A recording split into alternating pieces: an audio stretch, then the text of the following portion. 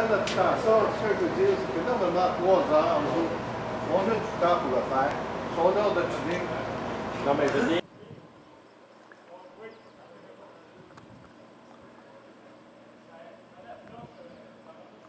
Nous sommes aujourd'hui en préparation de conteneurs.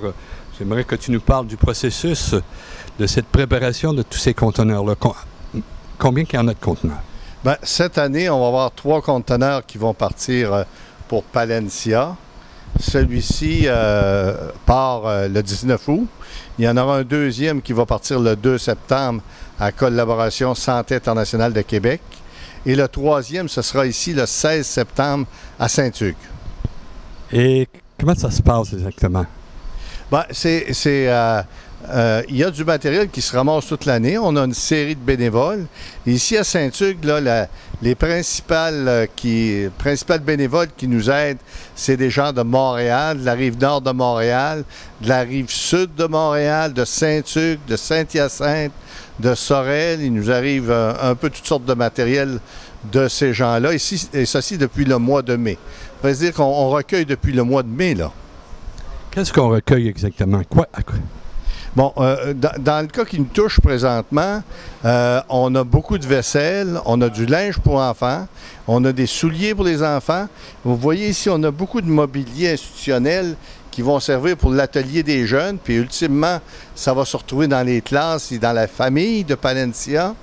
On a beaucoup d'ordinateurs et d'écrans ici, là aussi. Alors, c'est surtout ce qu'on a cette année. Mon nom est Louise Lalonde. Vous avez été au Guatemala? Oui, j'ai été au Guatemala pour la première fois comme bénévole à Cassira en 2015, mi-mars à mi-avril. Aujourd'hui, qu'est-ce que vous faites ici? Aujourd'hui, j'aide pour les containers. J'ai commencé l'année dernière à venir faire du bénévolat, un petit peu avant d'aller au Guatemala pour rencontrer les gens. Et puis, je suis venue la semaine dernière pour aider à mettre les choses dans les boîtes. Et puis aujourd'hui, c'est la journée qu'on met tout le stock qui a été impacté dans les dernières semaines, on le met sur le container quand le container va arriver. Ça vaut le coup de faire ça?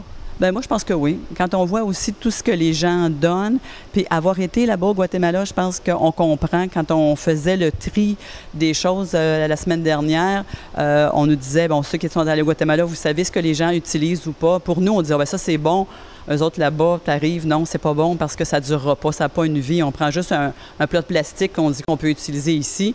Ici, on prend le plat de plastique, on le casse, il casse en 2 secondes. Alors, les gens n'iront pas dépenser de l'argent là-bas pour acheter un plat de plastique que nous, on dit qu'il est très bon. Ils vont acheter de la vaisselle, ils vont acheter des choses plus durables. Puis, il y a aussi des choses qui ne serviront pas dans la vie quotidienne que nous, on sert. Alors, c'est là qu'il se fait le tri, puis envoyer le plus de choses qui va se servir. Est-ce que vous retournez sur un projet cette année? Non, j'avais des projets personnels pour l'année qui vient, mais c'est certain que je vais donner mon nom pour un autre projet dans les prochaines années, là. Une fois que tu es tombé dedans, comme dit le padré souvent, c'est la potion magique. Là. Une fois que tu es tombé dans la potion magique du Guatemala, après ça, puis de Cassira, tu veux toujours retourner puis faire d'autres choses. Merci beaucoup. Bienvenue. Et qu'est-ce qu'on va faire avec ce matériel-là rendu là-bas? Alors, quand ça va être rendu là-bas, premièrement, on fait le décaissement. Ça veut dire qu'il faut sortir ça des conteneurs. On le met dans un entrepôt. On essaie de le mettre en marché. Ça veut dire que la Manderie de l'A10, pour une bonne part, c'est elle qui va vendre à la population pour des prix ridicules, mais pour des prix quand même qui sauvent la dignité des gens. Alors, très peu cher. On va vendre les souliers, les vêtements, tout ce qui peut servir de façon domestique. Ce qui va servir pour l'école, comme les ordinateurs, bien ça, c'est nos techniciens avec des élèves du collège qui vont reformater ça et rendre ça disponible pour les autres écoles de tous les environs. Bonjour. Bonjour. J'aimerais que tu te présentes. Alors, mon nom, c'est Jean-Guy Simard. Et puis, je viens de Lavaltrie, qui est, un petit peu à l'est de Repentigny, là, sur la rive nord du fleuve. Et je vois que tu as un gilet du Guatemala. Tu as été là plusieurs fois, quoi? Oui, moi, je viens avec Cassira depuis à peu près 2008.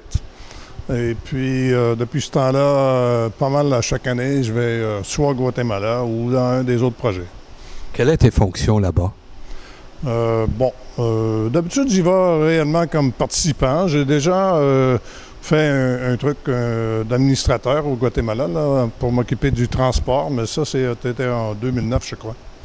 Et puis d'habitude, je vais comme participant et puis je fais le tour des projets.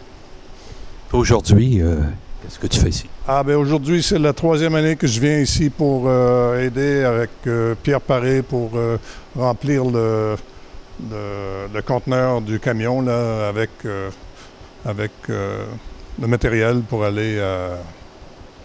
Où est-ce qu'il s'en va au Guatemala, lui? Palencia. À Palencia, oui, c'est ça, oui. Et cette année, toi, retournes-tu au Guatemala? Cette année, pour le moment, je vais au Salvador, à Santa Ana. Oui. Puis, est-ce que c'est utile, ça, ici, ramasser tout ça? Bien sûr, c'est utile. D'abord, dans le cas de Palencia, il y a beaucoup de matériel scolaire, en plus de matériel qu'ils vont vendre dans les marchés aux puces là-bas, et puis qui permet de payer pour le transport de ces choses-là par conteneur, et puis de fournir du matériel et toutes sortes de trucs, des vêtements, de la vaisselle, tout ça, à très bas prix pour les gens du Guatemala là-bas.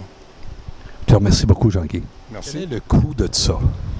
Alors, un conteneur, ça peut varier selon l'endroit d'où il part. Et il y a des conteneurs qui ne sont totalement financés par des organismes de charité. Mais lorsque ce n'est pas financé, un conteneur coûte autour de 12 000 $ rendu là-bas. Est-ce que c'est rentable? Bien, c'est rentable si on considère que dans un conteneur, il rentre des fois pour 50 000 à 100 000 $ de matériel. Pour toute la charité qu'on peut faire avec ça, c'est très rentable. Si on parle de rentabilité physique, même en vendant des choses à 10 cents, 15 cents, 25 cents, on arrive à faire des milliers de dollars puis on réussit à payer le coût des conteneurs. Alors, on autofinance le coût du transport, au moins. Combien de personnes peut être dans ce processus-là, à partir de la préparation jusqu'au dédouanage de ce conteneur? Bien, je pense que si je regarde aujourd'hui, on va être une douzaine de personnes ici, là. Mais dans le fond, derrière tout ça, il y a une armée de personnes. Je dirais que c'est des centaines de bénévoles qui, dans tout le Québec, redonnent une deuxième vie à ces objets-là, que ce soit à Sorel, à Saint-Hyacinthe, à Saint-Hugues, à Brossard, à Montréal, à Laval, puis là, toutes les autres places que je ne nommerai pas. Et quand ça Monsieur Larivière, on est ici dans votre atelier de réparation. Alors, je vois qu'il y a beaucoup de micro-ondes. Dites-moi donc, qu'est-ce que vous allez faire avec ces micro-ondes-là? Bon, ce sont des micro-ondes qui proviennent encore de la même source qu'on a de la vaisselle, du comptoir régional. Et ils sont ici pour leur trouver une seconde vie, hein, comme le reste. Hein.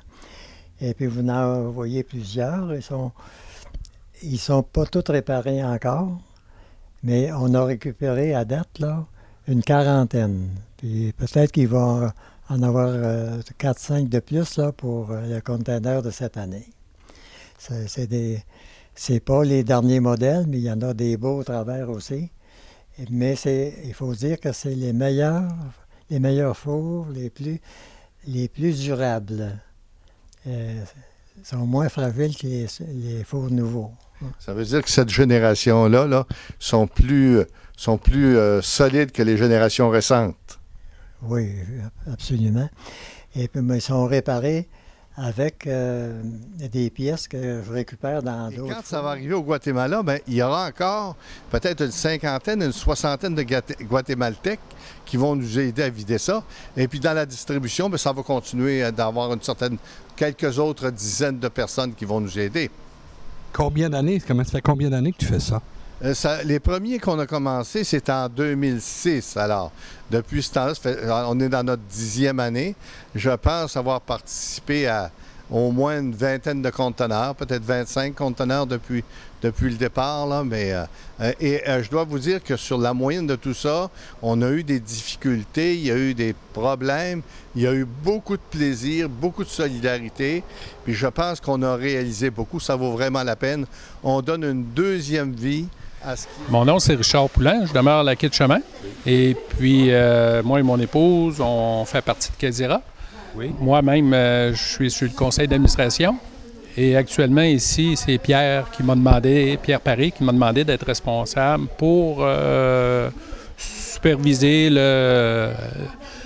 l'emballage et la fourmilière qu'il y a ici avec les membres qui viennent bénévoles pour emballer, pour préparer le conteneur pour Pierre. Ça, c'est une préparation immédiate du conteneur aujourd'hui. C'est ça. On reçoit tout le matériel en vrac, soit des marchés aux puces, des gens qui ferment leur maison, des gens qui ont plus besoin de leur chaudron, de leur linge, puis tout ça. Et puis ici, on fait un emballage parce qu'il faut tout remplir les espaces vides par du linge, puis tout ça, pour la vaisselle, les chaudrons et des meubles, beaucoup de matériel informatique parce que ça s'en va à Palancia. Et on se situe dans quel locaux ici? Ici, on est présentement dans un local de la polyvalente à Benaki, à Saint-Prosper, qui est passé gracieusement et gratuitement à Casera, à Pierre, par ses contacts qu'il y a à la commission scolaire, pour pouvoir recevoir le matériel puis l'emballer. Et quels sont les objets que vous mettez dans ce conteneur-là, grosso modo? OK. Ici, présentement, c'est tout le matériel. Exemple, c'est du linge d'enfant, linge d'adulte, souliers, chaudron, vaisselle, ordinateur, écran d'ordinateur, clavier, évier, lavabo et tout ce qui peut être utile pour donner une deuxième vie au matériel qu'on n'utilise plus au Québec. Qu'est-ce que ça te donne de faire ça, toi? Moi, le but premier que je fais ça, c'est pour faire de l'aide et puis de remplir mes temps morts en tant que retraité. J'ai du temps de disponible et puis quand j'ai fait mon voyage au Guatemala, j'ai vu les besoins qu'il y avait là-bas et puis c'est intéressant de rendre service et puis de ne pas compter ses heures, de faire du bien à des gens qui n'ont besoin. Cassera que bien tes heures de loisirs. Oui. Et puis, c'est toujours avec du monde sympathique. Comme vous voyez ici autour de nous autres, là, vous avez beaucoup de personnes qui travaillent. Et puis, on a le sourire, on fait un social. Et puis, c'est ça qui est important. On ne juge pas, on fait ça avec amour. Merci beaucoup. Tu nous parlais du dédouanage de ces conteneurs-là. Bon, le dédouanage, c'est une œuvre de patience, hein? Parce que quand on amène les conteneurs là-bas, eh bien, il y a tous les ministères du Guatemala qui sont préoccupés. Par exemple, si on apporte des médicaments, le ministère de la Santé est préoccupé. S'il y a des risques pour l'agriculture, parce que le Guatemala est un pays agricole, alors on aime voir si on ne devrait pas faire une fumigation. Il y a le ministère du Revenu qui ne veut pas nous voir importer des denrées nouvelles pour leur faire compétition.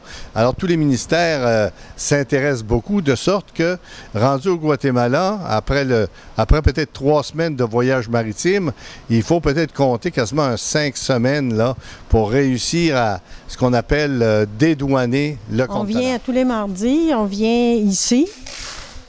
Habituellement, on a commencé là, autour du 20 juin, puis on va finir à la mi-août probablement. Il faut que ce soit prêt pour que le conteneur puisse partir, là. Ça fait vous donnez plusieurs journées de travail ou de... C'est une demi-journée par semaine. Demi-journée. Oui. Et à l'autre bout, vous voyez les baratillos. C'est apprécié, ça? Comment vous voyez ça? Ah oui, les baratillos, là, vraiment. Quand ça arrive là-bas, c'est sûr que les gens arrivent, puis là, ils savent qu'il y a des belles choses qui arrivent. Hein. Bon, on a des belles choses aussi. Les gens sont généreux, hein. Ça fait qu'on a eu des belles... comme on a eu beaucoup de chaudrons, de la vaisselle cette année. Là. Ça, les gens aiment beaucoup ça, et le linge aussi, hein. Le linge qui vient du Canada, hein, du Québec. Ils savent qu'il y a du linge de qualité aussi. Il y a du beau linge d'enfants, il y a du beau linge de femmes, du beau linge d'hommes, du linge de travail, des souliers. Il y a de tout, vraiment. Votre nom? Hélène Godbout. De quel endroit? Moi, je suis de Lac-Etchemin. Nous avons beaucoup de matériel, oui, pour faire nos baratillos chaque 15 jours, chaque samedi, chaque 15 jours. Et c'est grâce à le bon travail de Don Pierre Paré, et avec Don Michel Bastien et tous les bénévoles qui aident au niveau du Québec pour ramasser tous ces matériaux, pour faire l'emballage, pour charger les conteneurs et encore Don Michel Bastille et Don Pierre ici à Valencia pour décharger avec les parents de nos boursiers les conteneurs. Et 5 semaines là, pour réussir à ce qu'on appelle dédouaner le conteneur. Cassira envoie des conteneurs un peu partout cette année où? Principalement du côté du Paraguay. À ma connaissance, ils en envoient aussi à différents points du Guatemala. Alors, je sais qu'il en part pour Hogar Shalom, il en part pour la Casa Canadienne, il en part pour Chacalté, puis les nôtres pour Palencia. Alors, on voit qu'il y a plusieurs points de tombée. Ça fait plusieurs années qu'on est installé là. Alors, on a développé des stratégies, des manières de faire, des habiletés pour le faire. Mais éventuellement, on pourrait le faire dans d'autres pays. Au Paraguay, je sais qu'on réussit très, très bien. Il y a beaucoup de choses qu'on envoie là-bas. Puis il y aurait d'autres pays éventuellement qu'on pourrait faire aussi. Maintenant, c'est des choses à développer. Est-ce que ça vaut le coup? Est-ce que ce serait mieux d'envoyer de l'argent que d'envoyer des conteneurs? Bien, je dirais, c'est mieux d'envoyer et de l'argent et des conteneurs. Hein? On a besoin d'argent, ça c'est sûr. Hein? On ne fait pas de construction sans argent. Et on a toujours besoin de l'argent pour organiser du transport et faire d'autres choses. Mais quand on peut envoyer du matériel en plus, bon, on vient de rajouter quelque chose.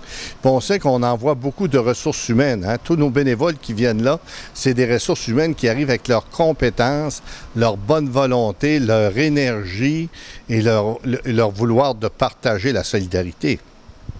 Merci, Pierre. Ça fait plaisir, Yves. Bon, mais là, vous avez fait 3 randonnions. Un petit peu, c'est bon là-bas. Yves, vas-y là-bas, Yves. Après ça, tu fais...